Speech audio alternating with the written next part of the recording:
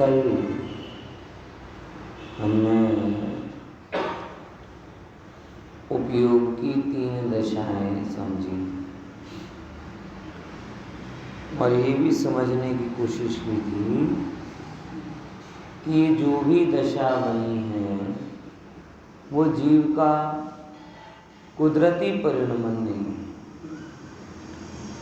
वो सब कर्म के संयोग से होने वाली विकार रूप दशाएं हैं। बराबर समझे कि नहीं समझे? कर्म के संयोग से। इसीलिए जब हम स्वभाव को खोजते हैं तो स्वभाव में खोजना चाहिए। हम स्वभाव को खोजते हैं लेकिन विभाव में खोज रहे हैं। और ये अधिक क्या कहें, अधिकतर ने तो विभाव को ही स्वभाव मान लिया है। मान ही लिया कि नहीं मिला? देखो तो पता ना मारो गुस्सा वाड़ो नीचर छे तो પછી કેમ પ્રભુ ગુસ્સા છે એ तू विभाव को स्वभाव मान रहा है, तो स्फटिक को जान नहीं रहा। ये बात अलग है कि तेरा स्फटिक काले कपड़े पे ज्यादा रह रहा है। कोई कहेगी ना मारो नेचर तो आम मोजीलो नेचर छे, ये तूने राग को स्वभाव मान लिया।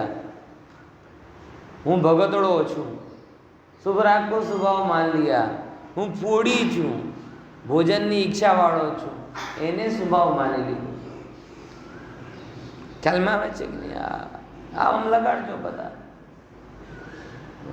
हूँ आम अभिमानी छूँ एवं तो कहतो नहीं, तो शू कहे हूँ बहुत स्वामानी छूँ।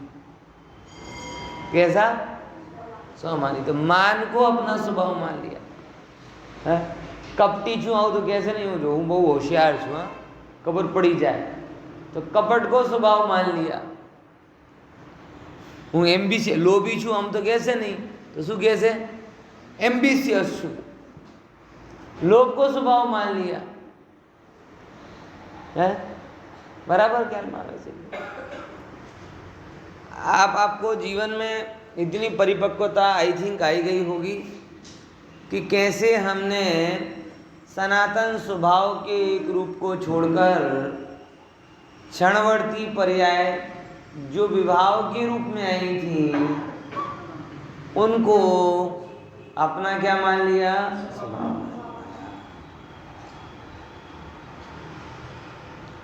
तो क्या करें? स्फटिक ने क्या किया?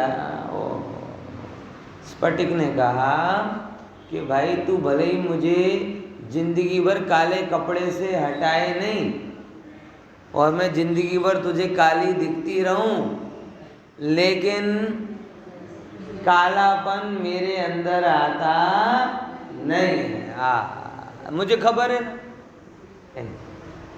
स्फटिक कहेगी कि नहीं कहेगी? पूरा जीवन उसको आप पीले पे रखो, मतलब केसरिया केसरिया, आज हमारा रंग केसरिया, शुभ राग।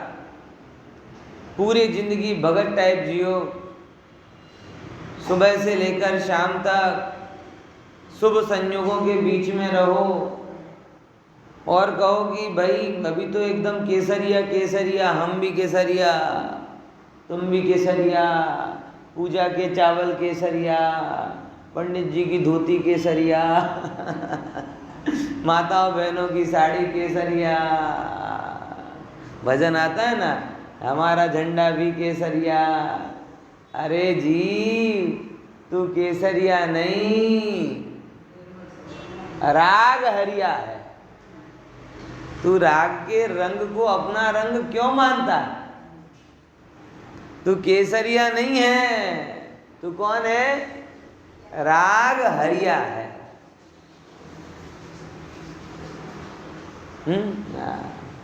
पर हमने तो रंग को मान लिया।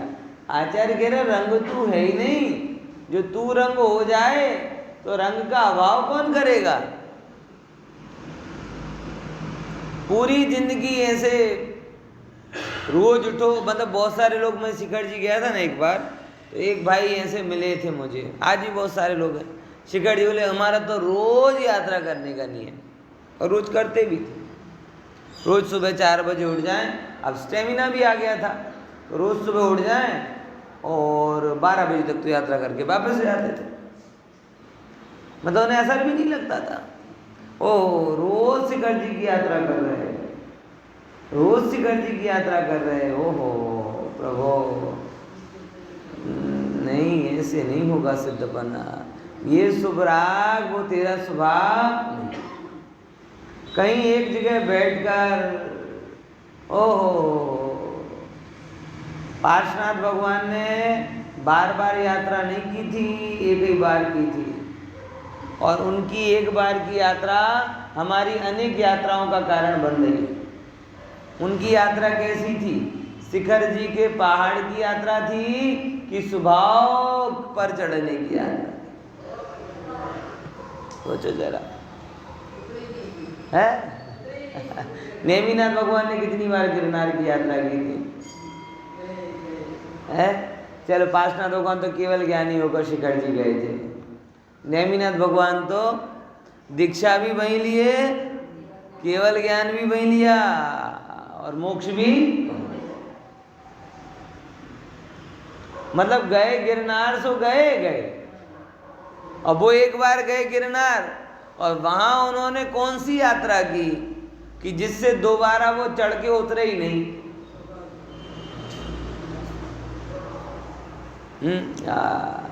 बोलो। और हम वो उतरने वाली यात्रा करते हैं। उनने राग हटाने वाली यात्रा की थी। हमारी यात्रा में राग बढ़ाने का भाव मुख्य होता है। पॉइंट समझ में आया? ये थोड़ा विचार लो प्रभु, समझ लो शांति से, कल्याण हो जाएगा। कि पूरी जिंदगी शुभ राग में रहो, जैसे अशुभ राग में ही आत्मा होता नहीं। स्फटिक काले कपड़े पर रहेगा तो काला होगा नहीं, ऐसे ही पीले कपड़े पर भी रखोगे तो भी पीला होने वाला नहीं। स्फटिक स्फटिक है और रंग आत्मा ऐसा है। अब लगातार इसका विचार करना कि राग में नहीं, मेरे उपयोग की निर्मलता के कारण राग झलक रहा है, ऐसा बार बार विचार करना। तो जो हमने भूल की अनादि की, कौन सी? विभाव को स्वभाव मानने की, उस भूल के प्रायश्चित का समय देखो। हाँ, हवे આગળ આપણે ગાથા કહીએ। હવે થોડીક व्यवहार की स्थापना करीशू। अब क्या करते हैं? थोड़ी व्यवहार की स्थापना। ऊपर ये बताया कि 3 प्रकार के परिणाम दिखाए, मगर आत्मा तो निर्मल, ये निश्चय का प्रेरक हुआ। अब फिर से व्यवहार की स्थापना करते। मैंने बार बार आपको बताया, कुंद कुंद आचार्य देव ने चेक एंड बैलेंस अपनाया। निश्चय की स्थापना करते है ना, फिर थोड़ी देर बाद शीतलाचारी ना हो जाओ, इसके लिए व्यवहार की भी स्थापना करते। फिर व्यवहार में उलझ ना जाओ, इसके लिए फिर से निश्चय की स्थापना करते। फिर प्रमाद में ना पड़ जाओ, इसके लिए पूरा समय सार ऐसा ही है कि एक्सेलरेटर और स्पीड ब्रेकर, एक्सेलरेटर और स्पीड ब्रेकर दोनों। क्यों? क्योंकि जो हम सोचते हैं अथवा जो लोग समय सार पर आरोप लगाते हैं, वो कुंद कुंद आचार्य देव को पता नहीं था, ऐसा पता है उनको पता है। इसीलिए ऐसा नहीं कि कोई नई बात है तो वो उस चीज का भी ध्यान रखते, लेकिन उन्हें एक तरफ आत्म स्वभाव भी दिखता कि अगर ये बात अभी नहीं कही, इस ग्रंथ में नहीं कही, तो कब कहूंगा। और दूसरे नंबर की बात, अनादि के जो अपने शुभ राग के कारण पुण्य में एकत्व बुद्धि है ना, उसके कारण ये जो ऐसी बातें हैं ना कि भाई राग से बचो ना, राग से करो ना, ये तुरंत मगज में बैठती है। मैं तो प्रवचन में भी फील करता हूँ कई बार कि चरणानी योग के टॉपिक में सोने वालों का परसेंटेज बहुत कम होता है। चरणानी योग का टॉपिक चालू करो ना, है कि ऐसे खाना चाहिए ना, ऐसे बोलना चाहिए ना, ऐसे करना चाहिए। अगर आप पर्यूषण में 1000 लोगों के बीच में भी सुनाओगे ना, तो शायद ये कोई झपकी लेगा। क्यों? क्योंकि ये उसे बहुत फेमिलियर लगता है, व्यक्त है ना, स्पष्ट है ना। वही तो कुंदकुंदाचार्य देव कह रहे हैं कि अनादि से भोग बंधन की कथा सुनी है, एकत्व विभक्त आत्मा को सुना नहीं। तो जो संयुक्त आत्मा का कथन है, यानी देह सहित आत्मा का कथन, वो तुरंत मगज में बिठ जाता है। जो जितना स्थूल होगा उतनी जल्दी समझ में जाए। कारण अनुभूत है, श्रुत है, परिचित है, अनुभूत।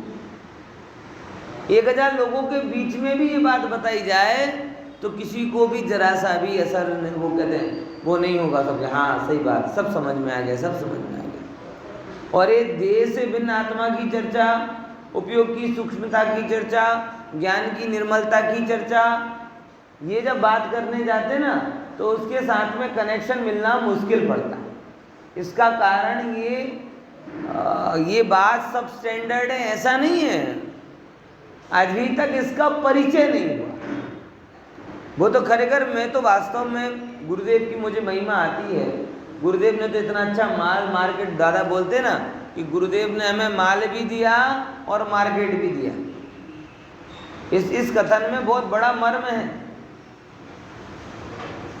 माल तो बहुत पहले से भी था, बहुत सारे लोगों ने, शीतल प्रसाद जी ने, इन सब लोगों ने माल तो निकाला, लेकिन वो यही कहते हैं कि हम क्या करें, कोई चर्चा करने वाला नहीं मिलता। दीपचंद जी कासलीवाल तो कहते कितने विद्वान पंडित, वो एक गुरुदेव ने भी उनमें चित्तविलास, आत्मोवलोकन जैसे ग्रंथ उन पे प्रवचन भी किए। वो कहते हम क्या करें, बात तो ऐसी है लेकिन कोई चर्चा करने वाला मिलता नहीं, सो हम तो लिख जाते हैं, जिसकी पात्रता होगी सो पढ़ ले।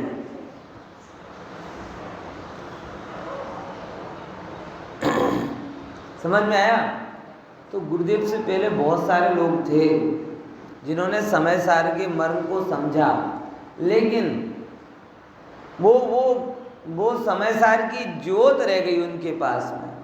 लेकिन गुरुदेव ने समय सार की आंधी कर, इसलिए डॉक्टर साहब कहते हैं गुरुदेव ने हमें माल भी दिया और मार्केट भी दिया। कि मार्केट मतलब वो माल को समझाएं किसको। ऐसे लोग भी गुरुदेव की प्रभावना योग, ये खरेखर एक उत्कृष्ट पुण्य का योग है जो हजारों वर्षों में बनता है। समय सार की सूक्ष्म चर्चा आप विश्वास नहीं करेंगे, लेकिन मैं इतिहास को पढ़ के बैठा हूँ, हजारों साल में शायद ही ऐसा कभी हुआ हो। भावलिंगी संतों का परिचय जब होता हो तब की बात तो अलग हो, तो अपने इतिहास में भी नहीं आता, ज्ञान में भी नहीं है। लेकिन एक जो सामान्य धर्म का इतिहास हम पढ़ते हैं, इतनी संख्या में ये पवित्र शुद्धात्मा की बात सुनने वाले इकट्ठे होना, ये एक चमत्कार से कम नहीं। और इसके लिए गुरुदेव श्री का उपकार हजारों वर्षों तक माना ही जाएगा। समय सार की आंधी, समय सार को जन जन की वस्तु बना देना, ये कोई ऐसा वैसा काम नहीं है, ये क्रांति थी, क्रांति। हाँ, इसलिए तो बाबूजी ने लिखा है, युगल जी ने, लो रोको तूफान चला रहे। ये सब कविता बहुत बढ़िया है। तो जैसे गुरुदेव ने किया, कुंदकुंदाचार्य देव को भी विचार आता होगा, ओहो बात तो सबसे अच्छी यही है, लेकिन जीव इसको समझ नहीं पा रहे, कैसे उतरे जगत के जीवों को ये बात। इसीलिए वो बात कहते भी हैं, और फिर जैसे डॉक्टर होता है ना, औषधि भी दे देता है, और एसिडिटी ना हो इसके लिए एसिडिटी की गोली भी दे देता है। देते ना हमें हमेशा। आपको मेरा तो ये अनुभव है कि जब भी किसी आप हैवी दवाई लेते हो तो साथ में डॉक्टर क्या लिख देता है, एसिडिटी की गोली लिख ही देता है। क्यों? ये पचा पाया, नहीं पचा पाया, नहीं पचा पाया तो इसे आक्रामन ना हो। औषध तो यही है। हाँ? अगर उसे कोई माइल्ड औषध मिलती तो वो देता, लेकिन माइल्ड औषधि नहीं है, औषधि तो ये। अगर ये नहीं पची तो, गड़बड़ हो गई तो, नींद नहीं आई तो वो डॉक्टर एक दो गोलियां लिख देते हैं। कौन सी? एसिडिटी की गोली। थोड़ी के लिए शायद नींद नहीं आएगी तो नींद की गोली। ये व्यवहार की गाथा वैसी। क्या बोला विरोध भाई? ख्याल में आ रहा है ना? देता है कि नहीं देता डॉक्टर एसिडिटी की गोली? तो ये जो व्यवहार की पोषक गाथाएं हैं, ये औषधि नहीं है, लेकिन इससे आप पतित ना हो जाओ इतना मेंटेन वो कर देते। दवा भी देना है और गिरने से भी बचाना है। ठीक है? क्या बोला? दवा भी देना है और गिरने से भी बचाना। तो दवा यही है कि शुद्ध बुद्ध चैतन्य घन स्वयं ज्योति सुखधाम बीजू कहिए केटलू।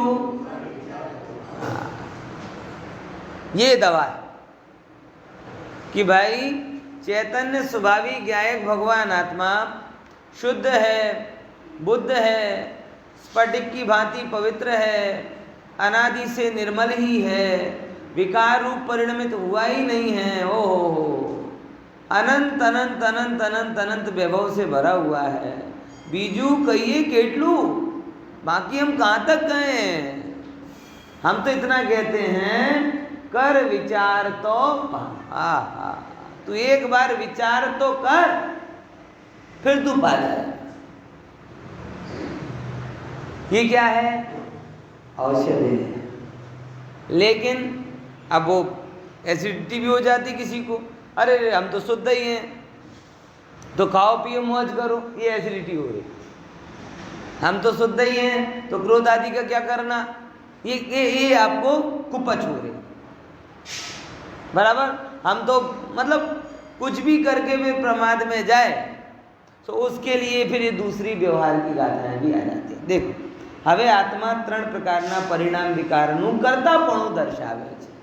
હવે અહીંયા શું દર્શાવવામાં આવ્યું कि 3 प्रकार के विकारों का कर्ता भी आत्मा है। मिला ना? मतलब तुम ये मत समझ लेना कि शुद्ध हो तो शुद्ध रूप पर्याय परिणमित हो गए तो रागादि पर्याय का कर्ता में। अरे नहीं, समझो। देखो यहाँ पे क्या कह रहे हैं, विचारना। जहाँ आत्म सिद्धि में ये गाथा है, वहाँ कर्तृत्व का भी पद है, और 6 पद की स्थापना की ना, उसमें कर्ता पद की भी स्थापना है और भोक्ता पद की भी स्थापना है। आत्मा 6 बोलो, कर्ता 6, પછી મોક્ષ માર્ગ ઉપાય। એમાં બીજા 3જા નંબર 4થા નંબરના પદ કયા?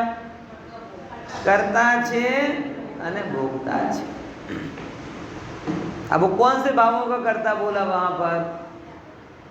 ये सब प्रकार के भावों का, जो शुभाशुभ भाव हैं, उन सारे शुभाशुभ भावों का आत्मा क्या है? कर्ता। अरे ये क्या बात हुई? अभी तो बोले आत्मा स्फटिक है, ये है, वो नहीं, वो औषध थी। ये एसिडिटी कंट्रोल।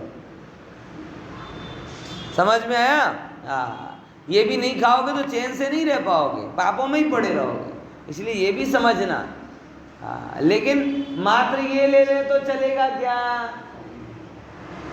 ऐसे अपन गए साहब, भारी दवाई से एसिडिटी होती है तो एक काम करते हैं ना, एसिडिटी की गोली ले लेते हैं, भारी दवाई की जरूरत ही नहीं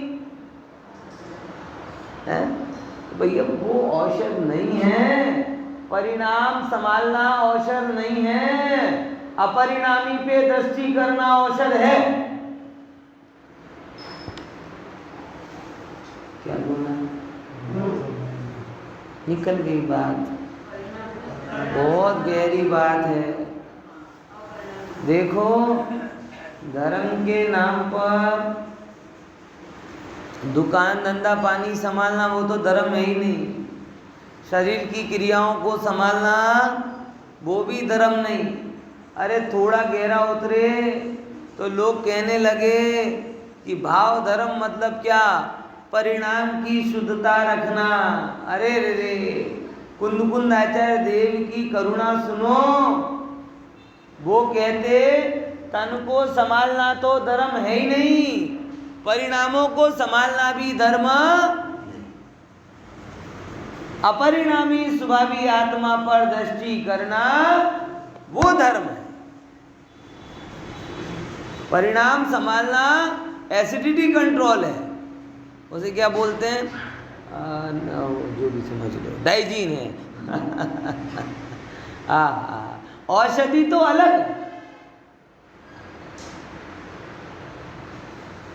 लेकिन देखो फिर बार बार कहने का भाव आता है कि तन्मयता महसूस करो।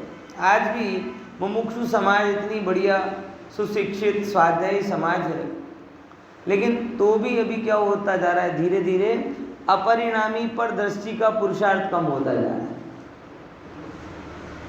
अधिकतम जो धर्म की प्ररूपणाएं होने लगी वो परिणाम और क्रिया पर होने लगी।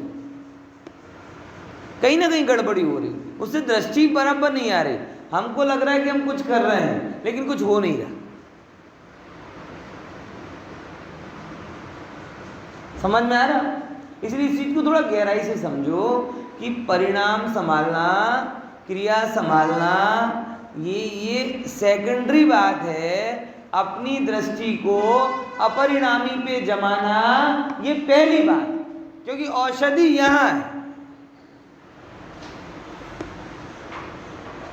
बराबर कहना है, वो ये नहीं लोगे तो काम नहीं चलेगा। क्योंकि ऐसे परिणाम तो हमने बार बार संभाले, लेकिन परिणामों से भिन्न त्रिकाली तत्व तो नहीं दिखा। ये भूल अनादि से की और यही भूल अभी कर रहे। और फिर शुभ राग और पुण्य में एकत्व के कारण वो अच्छा भी लगने लगता है तुरंत, और जगत में सर्टिफाइड है तो तुरंत पोषण भी मिलने लगता है इस बात का। बोलो, जगत में तो कौन सा धर्म स्वीकृत है? आप किसी से बोलो कि हम धर्म करते हैं, अच्छा कौन सा धर्म करते हो, कौन सी यात्रा कर ली, क्या व्रत लिया, क्या खाना खाते हो? और अगर आप नहीं, हमने तो कोई यात्रा नहीं की, हमने कोई व्रत नहीं लिया, हमने कोई क्या कहते हैं दानवान नहीं दिया, तो कौन सा धर्म करते हो? भाव अच्छे रखते होगे ना? अरे नहीं, हम तो भावों का भी ध्यान नहीं रखते। बोलो, आएगा धर्म ख्याल? जगत में इतने प्रयासों के बावजूद भी अभी भी अपरिणामी की दृष्टि को धर्म के रूप में मान्यता नहीं मिली।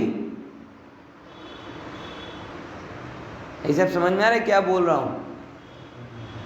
गुरुदेव के अथक प्रयास, समय सार की गूंज, और तमाम कितने वर्षों से जो ज्ञानियों का प्रयास चल रहा है, उसके बावजूद भी आज भी जगत में गैर मुमुक्षुओं की बात तो छोड़ो, मुमुक्षुओं में भी अपरिणामी की दृष्टि को धर्म के रूप में अभी स्वीकृति नहीं मिल रही। बाहर की क्रिया, शुभ राग, तुरंत ऐसा ओ बहुत धर्म किया, बहुत धर्म किया, बहुत। क्या करें, समझ ही नहीं पा रहे हैं। कुंद कुंद आचार्य देव की दृष्टि देवी नहीं पा रहे। समझना, थोड़ा थोड़ा ध्यान में रखना भैया, क्या करें। और नहीं मिल रही, इसमें जगत का दोष नहीं है। बार बार कहता हूँ, अरे रे रे, आत्मा का परिचय पाने वाले कितने, आत्मा की दृष्टि करने वाले कितने, आत्मा के स्वरूप को समझने वाले कितने, अरे आत्मा के स्वरूप को समझने के लिए समय निकालने वाले कितने। इसीलिए हो रहा है। समझे? आप सब लोगों को मैं बहुत करुणापूर्वक ही कहता हूँ कि बहुत पुण्य का उदय है। सच बता रहा हूँ, इसमें 1% भी वो बटरिंग नहीं है। बहुत पुण्य का उदय है कि आप इस समय सार की पवित्र बात को समझ रहे हैं। सच्ची औषधि की बात कान में पड़ रही है, ये भी कोई कम नहीं। बाकी सब जगह तो दवा के नाम पर एसिडिटी कंट्रोल ही चल रहा है, और फिर कह रहे हैं कि एसिडिटी कंट्रोल तो कर लिया लेकिन तबीयत दूर क्यों नहीं, ठीक क्यों नहीं हो रही। अरे वो तुमने तबीयत ठीक करने की दवा खाई कहाँ?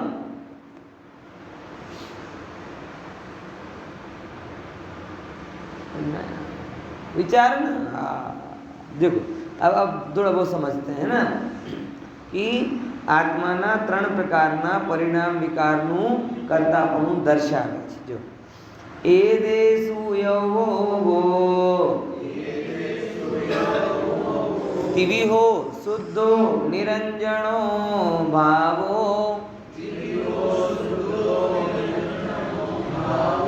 जमसु करे दीभावम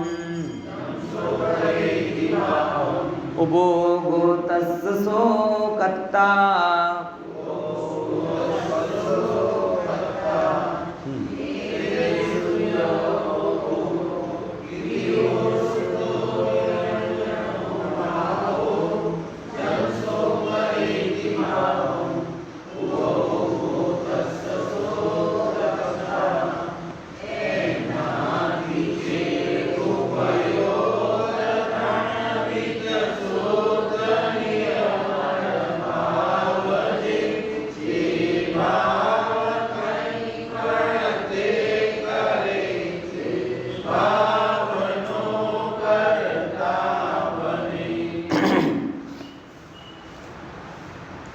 एदेशु या उभो,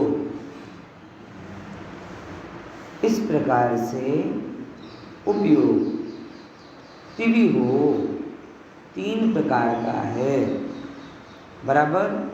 शुद्धो निरंजनो भावो, शुद्ध निर्मल भाव जी। देखो ऐसा अनादि थी, आम नीचे थी जो अनादि थी 3 પ્રકારના પરિણામ વિકાર હોવાથી આત્માનો ઉપયોગ જો કે શુદ્ધ નહીંથી શુદ્ધ નિરંજન એક ભાવ જ છે। હવે જો अनादि से आत्मा का उपयोग कैसा रहा? शुद्ध निरंजन एक भाव, मतलब किसके जैसा? स्फटिक। किसकी भांति? स्फटिक। स्फटिक कैसा है? एक ही है ना। स्फटिक कैसा है?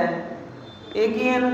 खान में था तो भी एक, दुकान में था तो भी एक, डब्बे में था तो भी एक, उसमें नाना रूपता कहीं है क्या? तो अनादि का जो जीव का उपयोग स्वभाव है वो निश्चय नहीं से कैसा है? एक शुद्ध ही है, बराबर। तो पण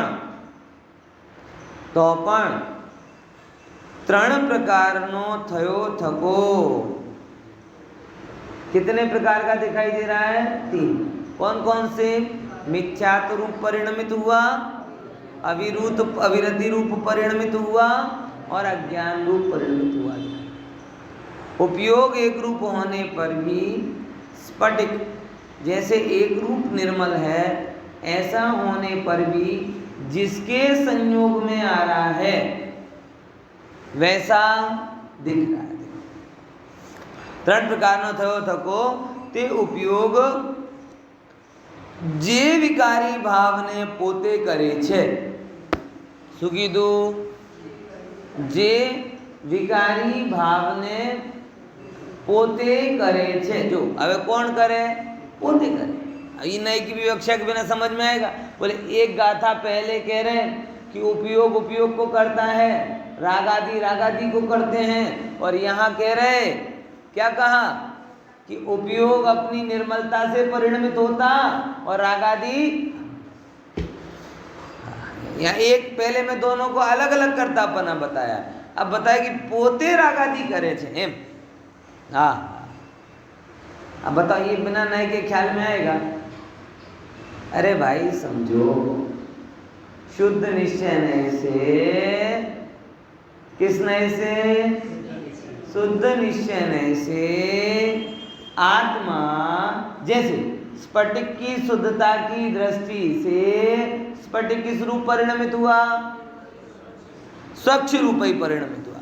लेकिन काला पीला नीला जो हो रहा है वो दूसरा स्फटिक नहीं हो रहा, वो वही स्फटिक हो रहा है, और वो उसकी स्वच्छता के कारण काला पीला नीला हो रहा है। यानी विभाव भी हो रहे ना, तो वो भी जीव के स्वभाव से हो रहे।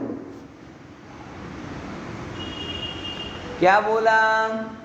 विभाव भी हो रहे, तो वो भी किससे हो रहे? जीव के स्वभाव से। कौन सा स्वभाव?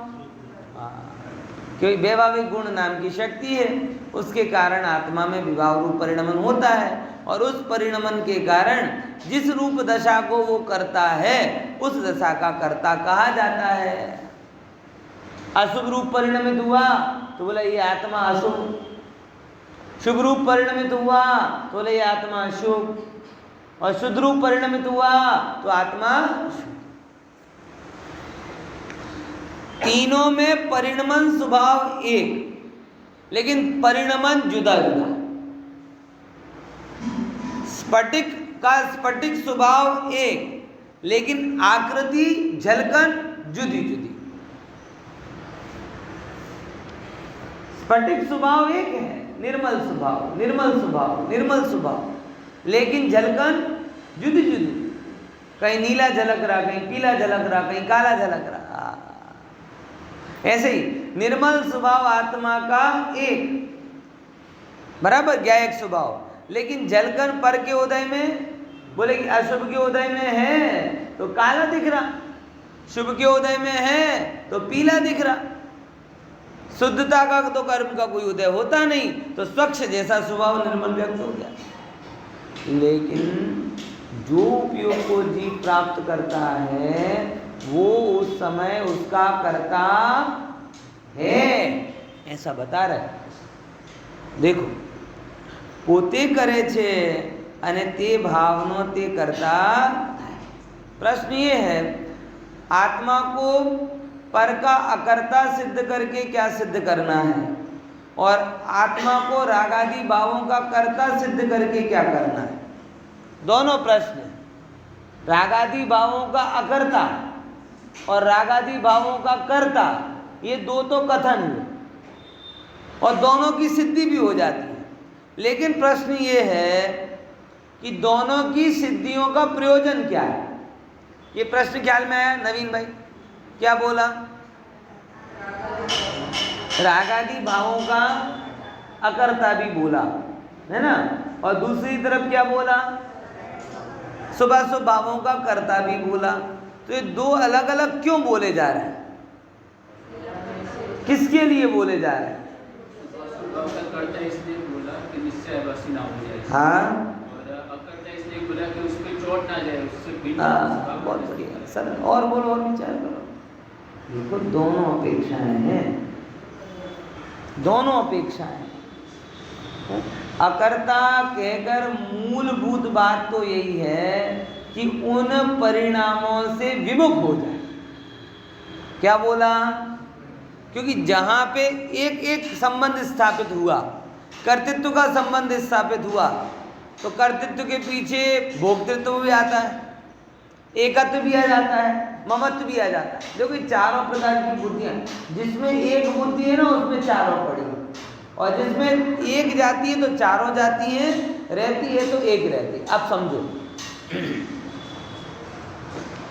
ध्यान से समझना कि जब जब हम रागादि का कर्ता कहते हैं, बराबर, जैसे ही कर्ता बनता है क्या हो जाएगा? भोक्ता हो ही जाएगा। भोक्ता हो जाएगा कि नहीं हो जाएगा?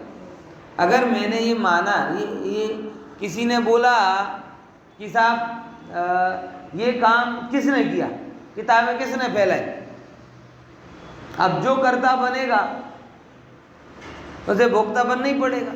जैसे हमारे घर में कई बार होता है, कोई भी गड़बड़ी होती है, किसने किया?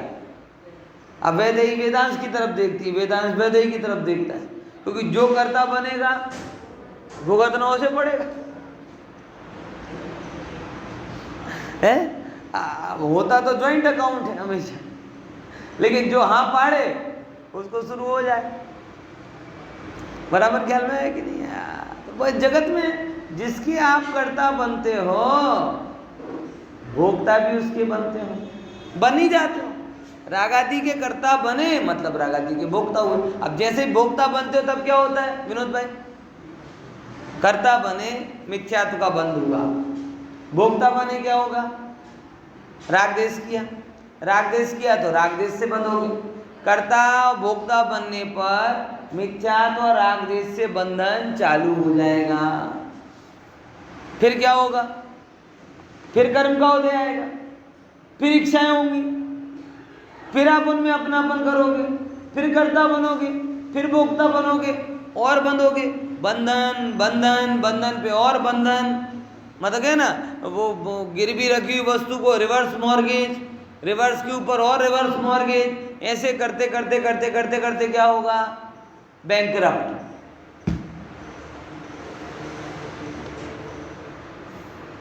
और जैसे ही कर्ता भोक्ता बने एकात्मवत बुद्धि भी आ गई, उसमें ये मैं हूं, ये मेरा है, तो फिर इससे ही पूरा संसार चल रहा। तो आचार्य कुंद कुंद स्वामी जब जब भी रागादि भावों का अकर्तापना सिद्ध करते हैं तब तब उनका मूल प्रयोजन क्या है कि रागादि का पक्ष छोड़कर आत्मा का पक्ष स्थापित करें। क्या बोला? क्योंकि जिसमें अपनापन होगा, मतलब आप सिंपल, आप भले ही क्या कहो कि अभी हमारे सिलवानी में हुआ ऐसा कि भाई वो पार्षद के चुनाव हुए ना, तो पार्षद के चुनाव में एक कट्टर कांग्रेसी नेता थे, बराबर, और उनका बेटा बीजेपी से पार्षद के लिए चुना गया। अब पूछे कि बोलो बेटा वोट किसको दिया? तो बार बार डिप्लोमेटिक ही बोले हमने बेटे को वोट दिया, पार्टी को थोड़ी दिया। है क्या क्या बोला? दृष्टांत की गंभीरता समझना, ये टोटल पॉलिटिकल लेकिन टोटल नॉन पॉलिटिकल भी है। क्या बोला? बीजेपी कांग्रेस पार्षद का चुनाव हुआ अभी एमपी में, तो बीजेपी कांग्रेस ऐसी कौन सी दुर्विरोधी पार्टी, बराबर। अब वो पिताजी को किसमें नेता, जब देखो तब कांग्रेस का झंडा लेकर खड़े रहते, और बेटे को टिकट कहाँ से मिला? भाजपा से। अब स्वाभाविक है, अब तो झूठ भी कैसे बोले, और झूठ बोल के बेटे से बिगाड़ क्यों करे? तो जब भी कोई उनसे पूछता तुमने किसको वोट दिया?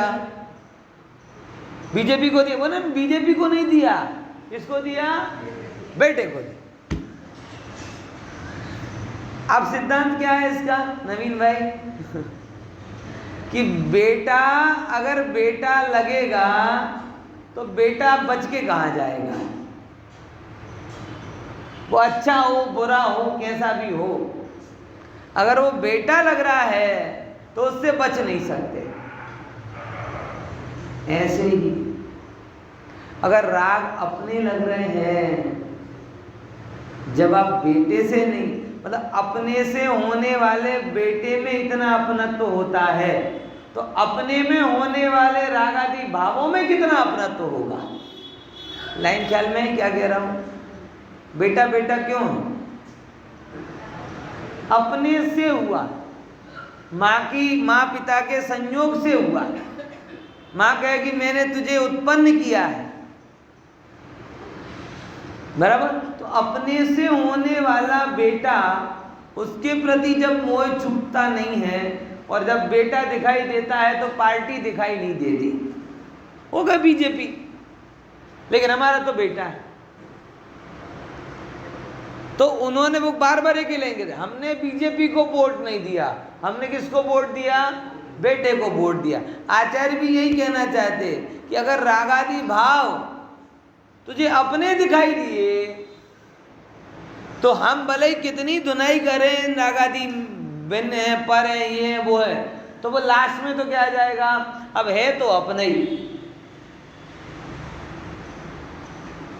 लास्ट में क्या आ जाएगा? है तो बस। जैसे ही अपनापन आया फिर आप उससे विमुख नहीं हो पाओगे। फिर वो भले ही कांग्रेस की पार्टी का हो या बीजेपी की पार्टी का हो, दुर्विरोधी हो। वैसे ही रागादि भाव को हम कितने ही बुलाते हैं, जब तक आप रागादि में अपनत्व की ग्रंथि नहीं छोड़ोगे तब तक वो रागादि छूट ही नहीं सकते। इसलिए पूरा समय सार में जब जब भी अकर्ता बताया जाता है तब तक क्या करवाना चाह रहे हैं कि ये बेटा तेरा बेटा है ही नहीं,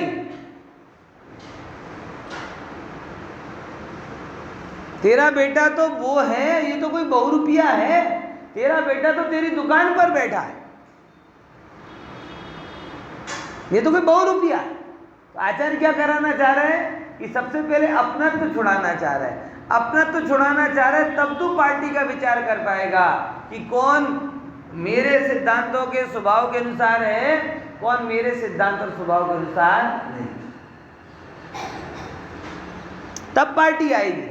जब तक बेटा रहेगा तब तक पार्टी लाने बेईमानी हो जाएगा, क्योंकि पार्टी हारेगी और बेटा।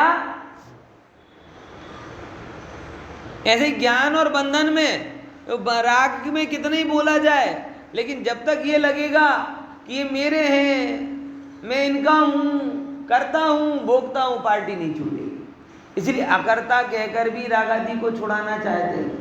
अच्छा, तो फिर कर्ता क्यों बोल दिया? आपको जान के बड़ा आश्चर्य होगा कि कर्ता कहकर के भी रागादि कराने का अभिप्राय नहीं है।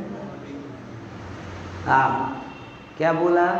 अकर्ता कहकर के भी क्या किया? रागादि को छुड़ाया। और कर्ता कहकर के भी क्या किया?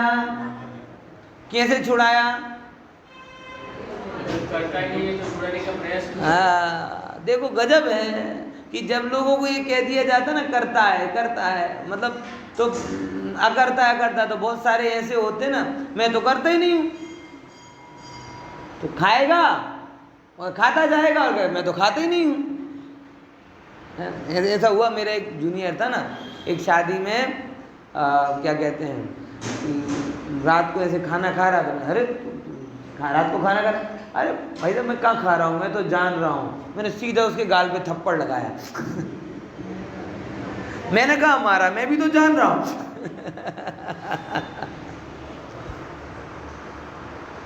है?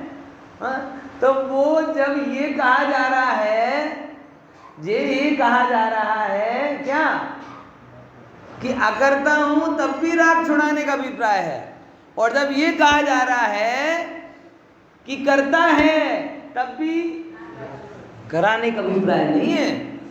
ये तो वो मूर्ख लोग जो इस बात की गंभीरता को नहीं समझ पाए, अरे मैं तो कहाँ करता हूँ, खाए जा रहा है, और क्या मैं कहाँ करता हूँ। तो फिर उनको कौन सी भाषा समझाया जाता है? बोले ये कि तुझे अब अभी निश्चय नहीं कि नहीं, तुझे व्यवहार नहीं की फटकार की जरूरत है, कि वो राग को छुड़ाने के लिए बोला था, तू राग करने बैठ गया।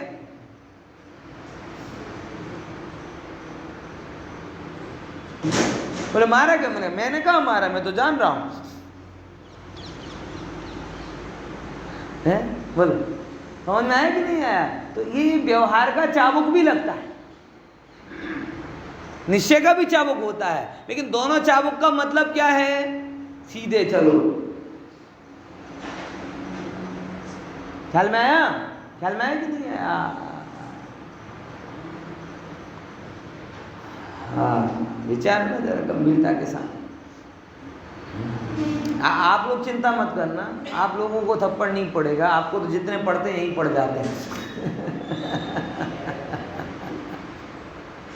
समझ में आया? वो मेरे अधिकार क्षेत्र के में था और ये अधिकार क्षेत्र के बाहर है, इसलिए आप बेफिक्र रहो। बस मेरे से बेफिक्र रहे ना, कर्म तो आपकी खबर ले ही रहे हैं, उसमें क्या, मेरे से रहो बेखबर, कोई फर्क नहीं पड़ता, कर्म तो खबर ले ही रहे हैं। है कि नहीं है? देखो, तो जब ये बताया जाता है क्या, अब ये बताया जाता है कि राग आदि का करता है, तब भी ये बताया जा रहा है कि तू राग आदि में अनियंत्रित प्रवृत्ति मत कर। और दूसरे नंबर, करेगा ये मानेंगे तो जो जिसके अंदर में कर्तापने का अधिकार आएगा उसी को तो छोड़ने की बात आई। और अगर मैं आज रागादि करने का करता हूं तो कल छोड़ने का करता भी मैं ही बनूंगा, क्योंकि जिस अपेक्षा से मैंने किया उसी अपेक्षा से मैं छोड़ सकता हूं, और जिस अपेक्षा से मैं करता नहीं था उस समय अपेक्षा से छोड़ने का प्रश्न ही नहीं है। दोनों बातें आती हैं, देखो। हाँ, तो दोनों का पर्पस एक ही है, ये आप समझ के चलना। कर्ता बताए तो भी उससे छुड़ाना है और अकर्ता बताए तो भी उससे छुड़ाना है। मूल बात रागादि का पाला छोड़कर वीतराग भाव में विराजमान करना है। बराबर। देखो जगत में होता ना, किन्हीं लोगों को दिया जाए टेंशन मत लो, टेंशन मत लो, ये उपदेश दिया जाता है, और कहीं थोड़ी चिंता भी करो। ये दोनों उपदेश का मतलब क्या है? आपको लगेगा शैली अलग अलग है, लेकिन दोनों उद्देश्य का मतलब स्वास्थ्य। जो बहुत ज्यादा शरीर की चिंता करते हैं, तो चिंता कर करके बीमार पड़ते हैं, उन्हें बोलते हैं अरे चिंता मत करो सब ठीक हो जाए। और जो एकदम लापरवाही से होते हैं उन्हें क्या बोला जाता है? थोड़ी चिंता भी करो। ऐसा है यहाँ पे देखो। આ પ્રમાણે અનાદિથી અન્ય વસ્તુભૂત મોહ સાથે સંયુક્તપણાને લીધે પોતાનામાં ઉત્પન્ન થતા જે આ ત્રણ મિથ્યા દર્શન અજ્ઞાન અને અવિરતિ ભાવ રૂપ પરિણામ વિકારો, क्या बोला? परिणाम विकार। कौन से परिणाम विकार? मिथ्या दर्शन अज्ञान અને અવિરતિ ભાવ રૂપ પરિણામ વિકારો તેમના નિમિત્તે जो कि परमार्थथी तो उपयोग केवो छे? शुद्ध निरंजन अनादि निधन वस्तुना सर्वस्वभूत चैतन्य मात्र भावपणे एक प्रकार नोज छे।